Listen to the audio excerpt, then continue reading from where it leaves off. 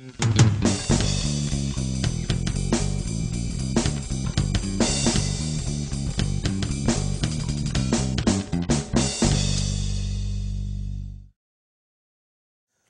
welcome to Geno's Picks. I'm Joe Conti filling in for Geno Bisconti. I'm not really sure why I'm filling in for Geno.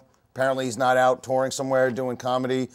Maybe he's having a coming out of a closet ceremony, or maybe he's writing. No, he wouldn't be home writing any new material because that old dog shit's getting really, really lame. I'm here to sub for him. So first, you know what really grinds my gears? I'm a Jeff fan, as you see. So I don't really care about the World Series that's going on, because why would I be interested in two teams that are successful? But I'm a Yankee hater, and I'm sick and tired of hearing people bitch about the Yankees buying their team. Oh, they just buy their championships.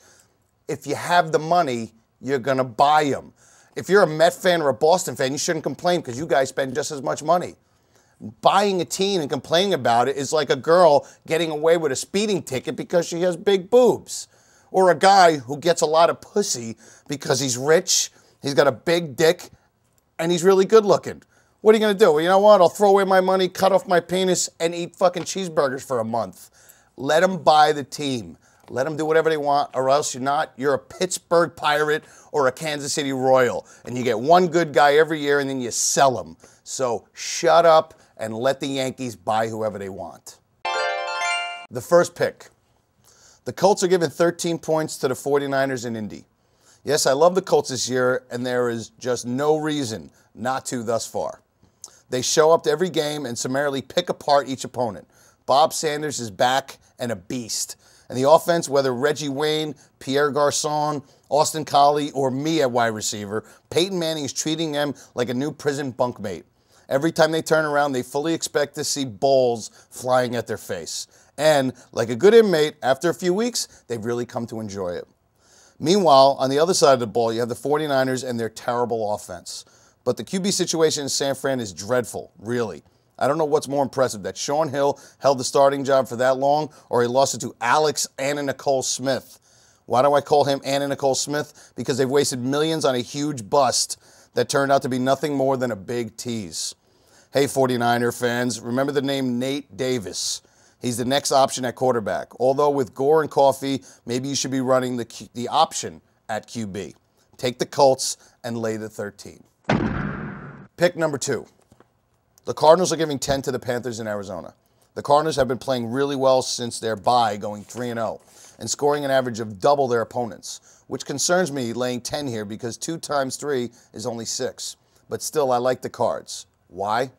The Panthers are terrible, and Jake Delhomme is playing for his job, something he seldom responds well to.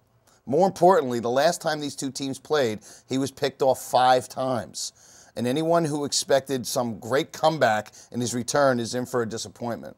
This isn't going to be some feel-good Hollywood ending for Jake Delhomme, unless you consider The Accused a romantic comedy, because Dominique Rodgers-Cromartie and the rest of the Cardinals defense are going to throw Jake up on a pinball machine.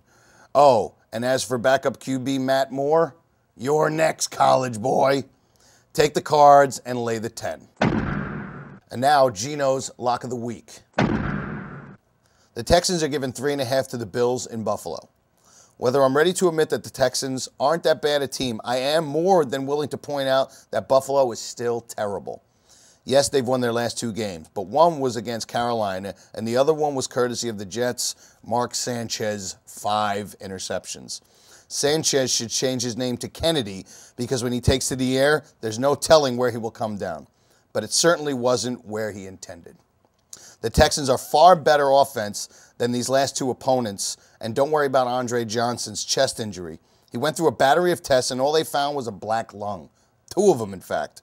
Turns out to be common amongst many NFL players. Seriously, though, he does have a really bad bruise on his lung. In fact, doctors were quoted as telling Andre his lung was him and blue. In any case, Johnson will play and is a stud, as Matt Schaub and the entire Texan offense. Meanwhile, the Bills QB du jour, Ryan Fitzpatrick, stinks. He has completed less than half his passes in his first 2 games, proving the point that the only bombs guys named Fitzpatrick should be throwing in football stadiums are pipe bombs in Manchester. And unlike the Bills QB, these guys are really focused on hitting the black guys downfield. Take the Texans and lay the 3.5. And now for my double your money Monday night bet, or as I like to call it, make like Marshawn Lynch and fill out a police report for stealing. The Saints are giving 10 to the Falcons in New Orleans. How could you not love the Saints in this game? Coming off an incredible come-from-behind win and cover against Miami. The 6-0 Saints look unstoppable. Couple that with the reeling Falcons, who just got humiliated at home by the Cowboys. Atlanta is a suspect 4-2, while everybody absolutely adores the undefeated Saints and their sexy offense. Sexy? But this is a divisional game, and playing with your division is like being in a relationship. After you see someone over and over again, doesn't matter how hot everyone else thinks they are, every time you see them, you just want to beat the hell out of them. The Falcons aren't playing the undefeated 2009 Saints. They're just playing the NFC South Saints, something they do all the time. The Falcons know how to beat the Saints, and they definitely know how to lose by less than 10. Take the Falcons and lay the 10. That was Geno's picks. I want to thank Geno for letting me do this. It was a lot of fun, even though I kid with him a lot. I love him. If you want to check out my website, it's joeconti.com, and hopefully I'll be in the bloopers. Thank you.